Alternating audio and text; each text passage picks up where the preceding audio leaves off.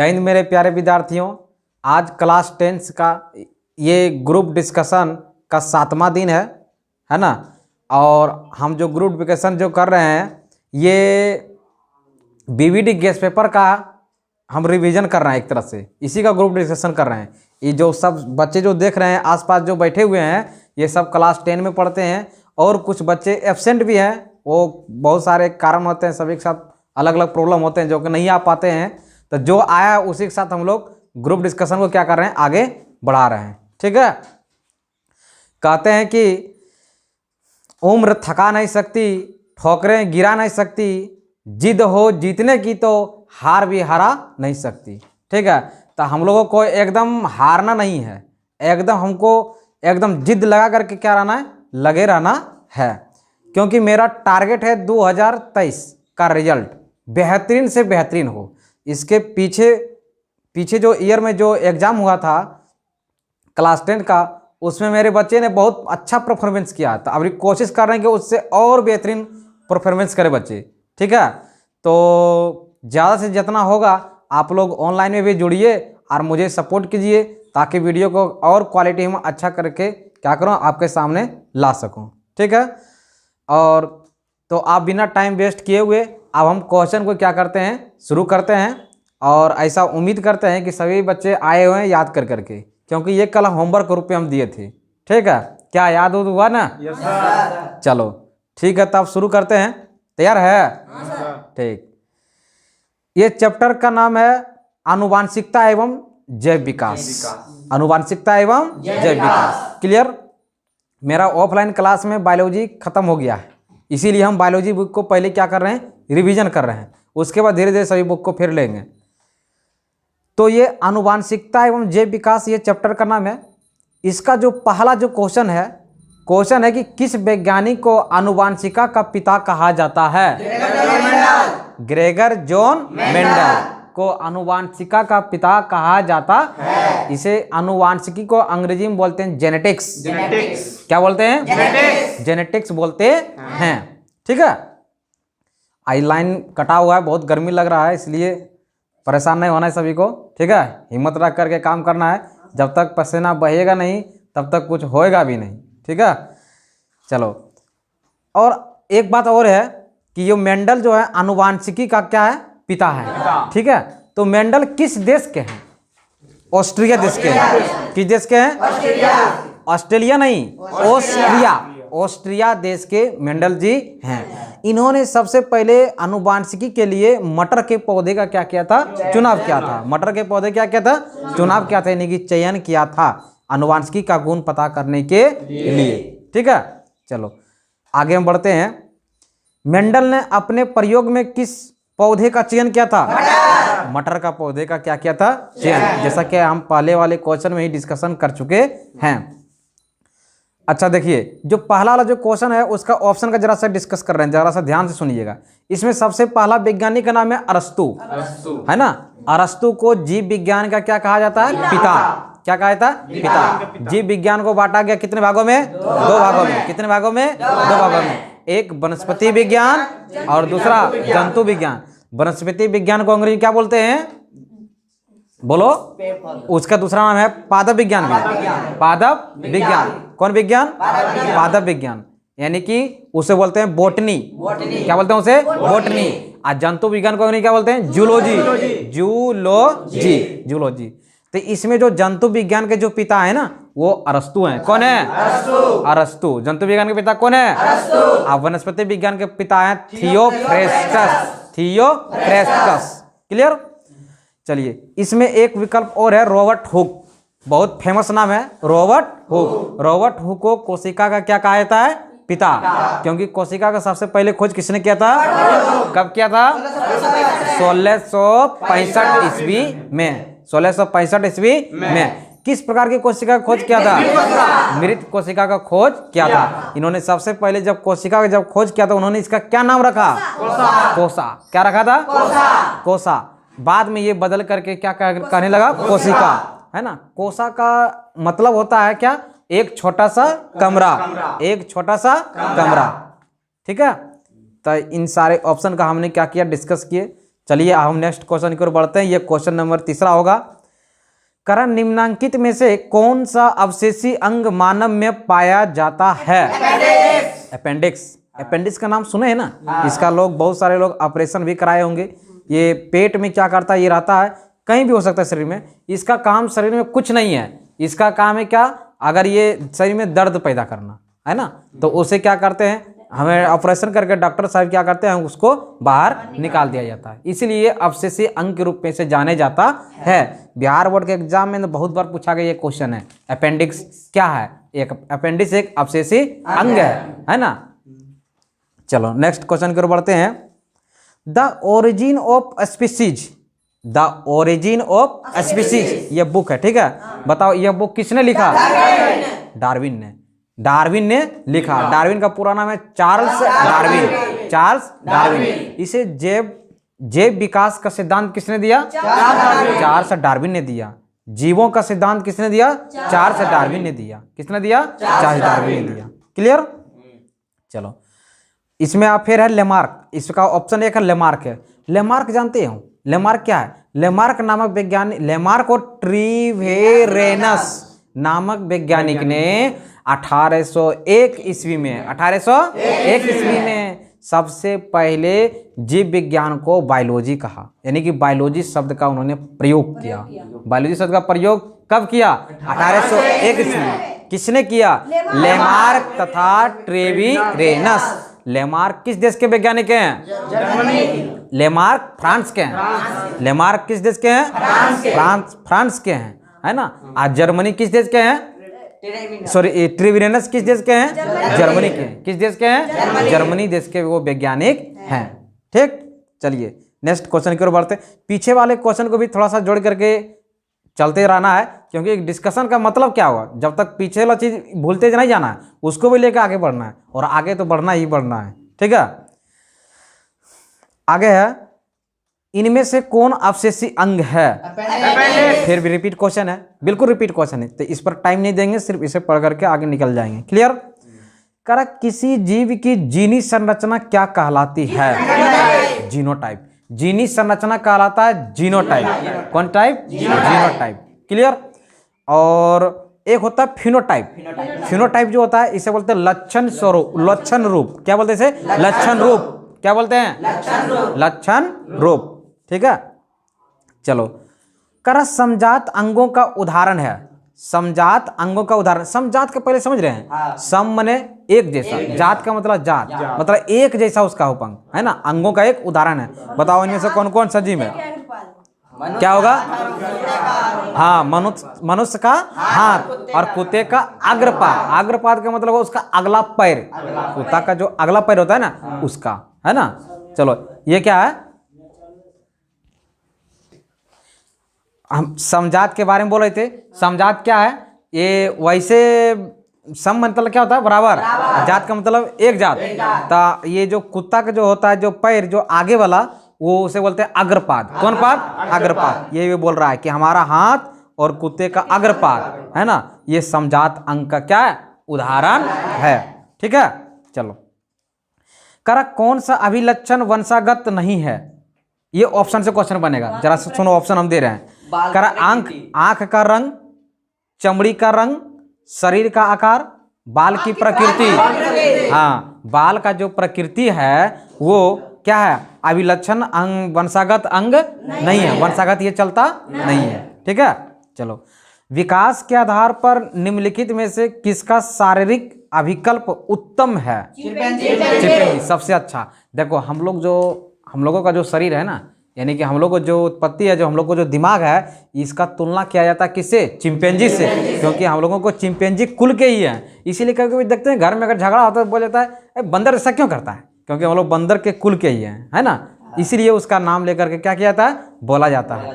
तो चिंपैंजी का जितना दिमाग होता है, चिंपैंजी का जितना दिमाग है ना तेज, उसके जैसा ही किसका है? मनुष्य का भी। किसका है? मनुष्य का। इसीलिए हम लोगों का जो गुण है अधिकतर समानता करता है किसके जैसा? चिंपैंजी के जैसा। चिंपैंजी के जैसा। चिंपैंजी क्या है? एक वन मानुष है। चिंपैंजी क्या है? वन मानुष। वन मने जंगल, मानुष मने मनुष्य। वो जंगल में रहने वाले क्या थे? मनुष्य। इसीलिए वन मानुष बोलते हैं। ठीक है, चलो, कह रहा स्त्रियों में लिंग गुणसूत्र का युग्मक होता है एक्स एक्स। एक्स एक्स स्त्रियों में पाया जाता है, जबकि एक्स वाई किसे पाया था? तुम लोग ऑफलाइन के क्लास में पढ़ा है ना, हाँ किताब हम लोग पढ़े हैं, इसका खत्म कर दिया। इस समय किसी को कोई प्रॉब्लम होना नहीं जाना चाहिए, ठीक है। पुरुषों में पाया जाता है एक्स वाई, जबकि स्त्रियों में पाया जाता है एक्स एक्स। अच्छा, कहा जाता है कि संतान की उत्पत्ति जो होती है वो लड़का होगा या लड़की होगा, यह निर्भर करता है किसके गुणसूत्र पर? पिता के गुणसूत्र पर, पिता के गुणसूत्र पर। अगर एक्स एक्स होगा तो वो लड़की होगा, अगर एक्स वाई होगा तो क्या होगा? लड़का होगा, यानी कि नर की उत्पत्ति होगी। ये ऐसा कहना था किसका? मेंडल जी का, है ना। मेंडल ने प्रयोग किए और वो इन्होंने क्या दिए? नियम दिए, ठीक है। चलो, अच्छा, मनुष्यों में कुल कितने गुणसूत्र पाए जाते हैं? संख्या में 86 और जोड़े में 27। बहुत बार ये क्वेश्चन आ चुका है, हमको लगता है बिहार बोर्ड के एग्जाम में ये कहीं ना कहीं आ नहीं जाए क्वेश्चन, ठीक है। चलो, आगे कह रहा है कि लिंग गुणसूत्र का पूर्ण जोड़ा पाया जाता है किसे पाया जाता है? स्त्री में पाया जाता है। वंशागत नियमों का प्रतिपादन किसने किया? ग्रेगर जॉन मेंडल ने किया। चलिए इसका ऑप्शन जरा सा देखते हैं। Charles Darwin. अभी चार्ल्स डार्विन ने जैव प्रक्रम का क्या दिए? सिद्धांत दिए। किसने दिए? सिद्धांत दिए। और आगे है रॉबर्ट हुक के बारे में हमने चर्चा कर दिया, कोशिका संबंधित के बारे में, ठीक है। ग्रेगर जॉन मेंडल, इस प्रश्न का क्या हो गया? सही आंसर हो गया, ठीक है। चलिए नेक्स्ट क्वेश्चन की ओर बढ़ते हैं। आनुवांशिक गुणों का संदेश कौन देता है? डीएनए अणुओं में, है ना। डीएनए अणुओं में। डीएनए का पूरा नाम क्या होता है? डीऑक्सी राइबो न्यूक्लिक अम्ल, है ना। नेक्स्ट, अच्छा, इसमें एक ऑप्शन में है तंत्रिका। तो बताओ, हमारे शरीर की सबसे लंबी कोशिका क्या होती है? तंत्रिका कोशिका। इसकी एक इकाई क्या बोलती है? न्यूरॉन, है ना। हमारे शरीर की सबसे बड़ी ग्रंथि क्या है? यकृत। ये सब पीछे रिवीजन हम लोग कर चुके हैं ना। चलो आगे है, कीटों के पंख और चमगादड़ के पंख किस तरह के अंग हैं? समजात अंग है। समजात का मतलब हुआ कि कीट के जो पंख है और चमगादड़ के जो पंख है, दोनों का क्या है? मिलता जुलता है, इसीलिए उसे बोलते हैं समजात अंग। पूरा नहीं, लेकिन कुछ लगभग 99% क्या होता है? वो मिलता है, इसीलिए क्या बोला जाता है उसे? समजात अंग। क्या गुलशन बाबू, कुछ बोला करो थोड़ा बहुत। आगे है, जीन शब्द की प्रस्तावना किसने की थी? इनमें से कोई नहीं। इसमें देखो ऑप्शन है वाटसन, मेंडल और वेंडेन, और इनमें से कोई नहीं। तो इसमें आंसर दिया हुआ है इनमें से कोई नहीं, लेकिन इस क्वेश्चन का जो आंसर होगा जोहानसन होगा। क्या होगा? जोहानसन। जीन शब्द का प्रतिपादन किसने किया? जोहानसन, ठीक है। चलो, और ये जो वाटसन जो है, वाटसन एंड क्रिक, इन्होंने क्या किया? डबल हेलिक्स मॉडल का सिद्धांत दिया। डबल हेलिक्स मॉडल का सिद्धांत किसने दिया? वाटसन एवं क्रिक ने दिया, ठीक है। चलो आगे बढ़ते हैं। पक्षी और चमगादड़ के पंख होते हैं समजात। ये भी रिपीटेड क्वेश्चन है, बहुत बार आ चुका है। करा घोंघा किस समुदाय का प्राणी है? मोलस्का संघ का प्राणी है। कौन? घेंघा नहीं बोलते हैं उसको घोंघा बोला जाता है, ठीक है। देखो, ग्रुप डिस्कशन करने से यही होता है, जो गड़बड़ बोलता है उसको फिर सुधारा जाता है यहाँ पे, है ना। घोंघा, मोलस्का का क्या है? घोंघा।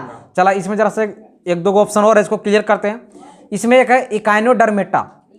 इकाइनोडर्मेटा का जो उदाहरण होता है, इसमें ये जलीय जीव रहते हैं इसके अंदर, है ना। किसके अंदर? इकाइनोडर्मेटा के अंदर। और एक है एनिलिडा। एनिलिडा जो वर्ग में जो आता है, इसका जो उदाहरण होगा केचुआ। कौन होगा? केचुआ, जिसे बोलते हैं जोंक। क्या बोलते हैं? जोंक।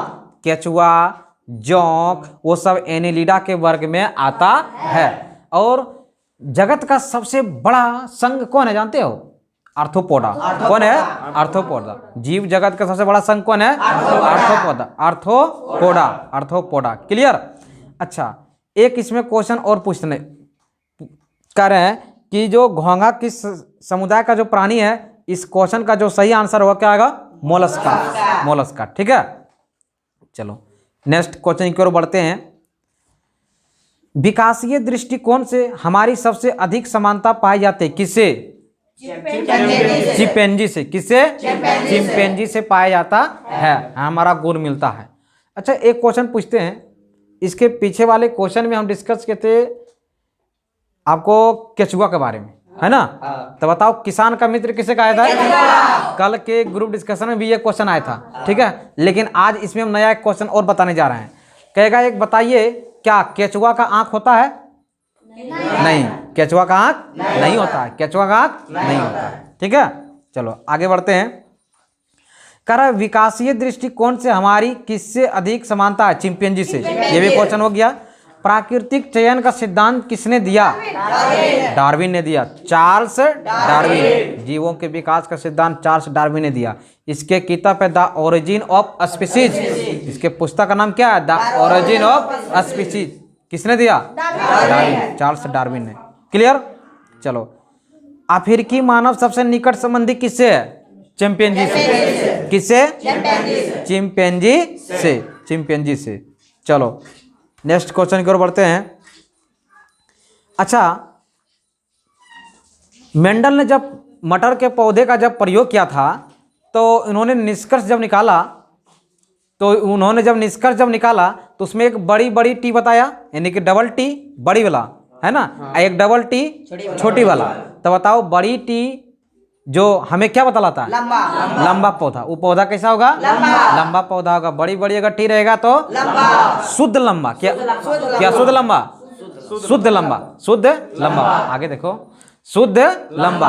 अब छोटी टी रहेगा दोनों तो शुद्ध बौना, शुद्ध बौना। और जिसमें बड़ी टी रहेगा और छोटी टी रहेगा, दोनों मिला हुआ रहेगा, तो वो भी लंबा होगा, लेकिन होगा अशुद्ध लंबा, अशुद्ध लंबा। ये बिहार बोर्ड के एग्जाम में पूछा हुआ क्वेश्चन है, इसलिए आप लोग इससे ध्यान रखिएगा। ठीक है, चलो आगे बढ़ते हैं। हम कह रहा है कि बताओ सबसे अधिक भिन्नता जीवों में किस जनन के द्वारा होता है?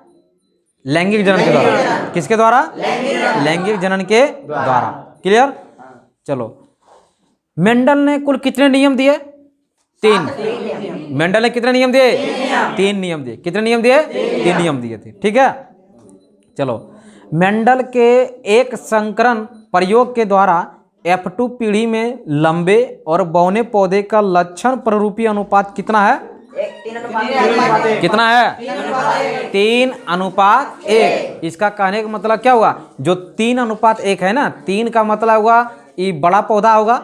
3 कितना होगा? बड़ा पौधा होगा। और 1 होगा बौना पौधा होगा। 1 क्या होगा? बौना पौधा होगा। ठीक है, चलो आगे नेक्स्ट क्वेश्चन की ओर बढ़ते हैं। आप लोग वीडियो के अंत तक लगे रहिए, इसको देखते रहिए।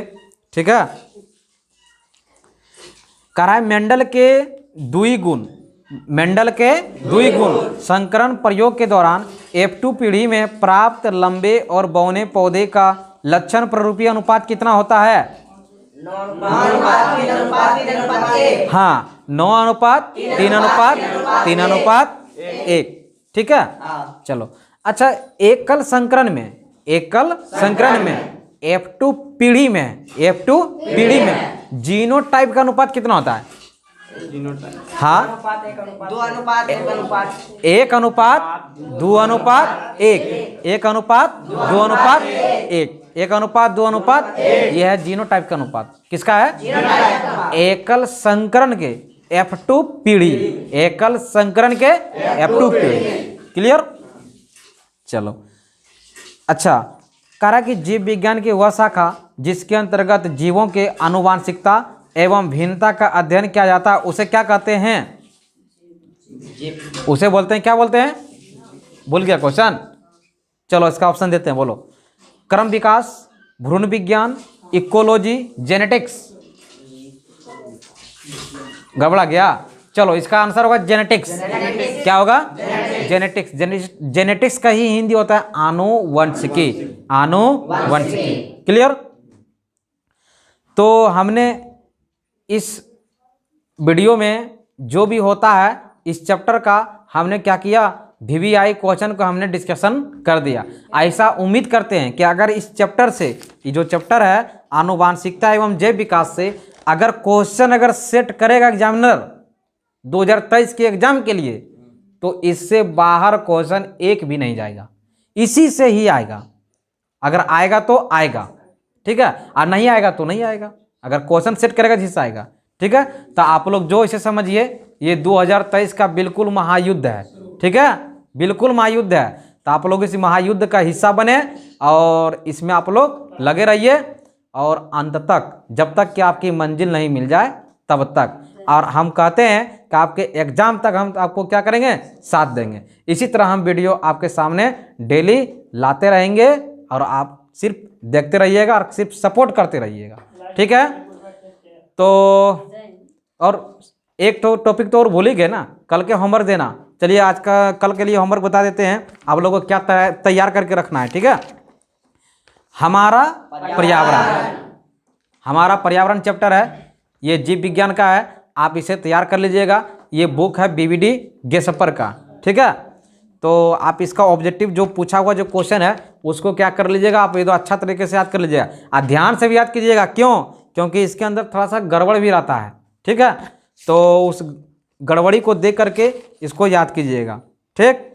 तो फिर हम मिलेंगे इतने ही खुशी, इतने ही उमंग और इतने ही उत्साह के साथ और इतने बच्चों के साथ, ठीक है। तो जय हिंद, जय भारत।